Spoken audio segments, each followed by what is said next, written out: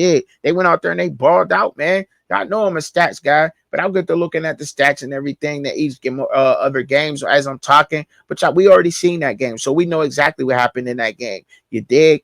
All right.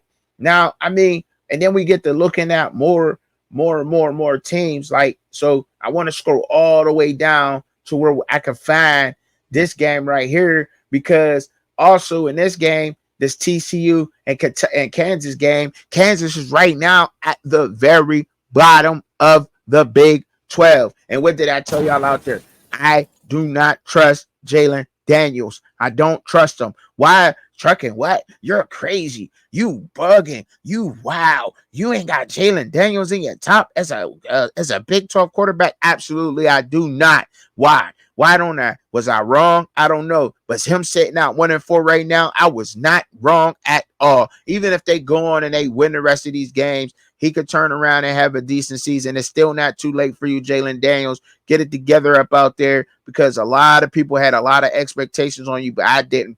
I was like, is he reliable? Is he reliable? Is he reliable? Is he going to get injured? Is he going to stay healthy? And right now, what we're seeing up out of him, I mean, and it's just isn't him. This is a team game. They're just not able to put it together.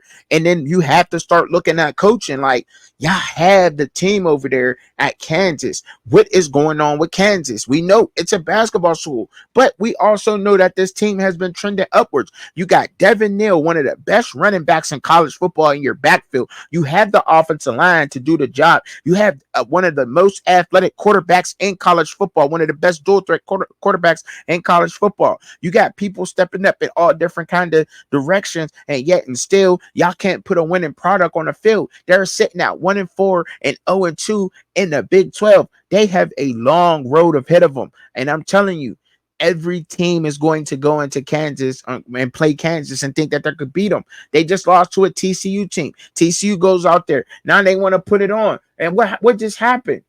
Because we just seen, and for instance, before we get to even talking about this a little bit more, we just seen TCU get smacked by SMU, but we also saw TCU lose a game to UCF, and Colorado just dominated them. Like, what are we talking about? So now I got to pull up some of these stats, because I know I love stats. I love stats. Some people like looking at film, but I love stats, because when I talk stats, you got to understand it. You got to talk in, you got to put some context in that. But stats tell you a lot about the game also, especially when you start looking at the EPAs and everything else. Yes, it does. To me, it does. And this is how I was brought up on this game, and this is how I study the game. And if you don't like it, then you don't have to. All right. You can dislike the video if you don't like to, but I love it. And so do some of my other people that have been supporting me. You dig? So let's get it.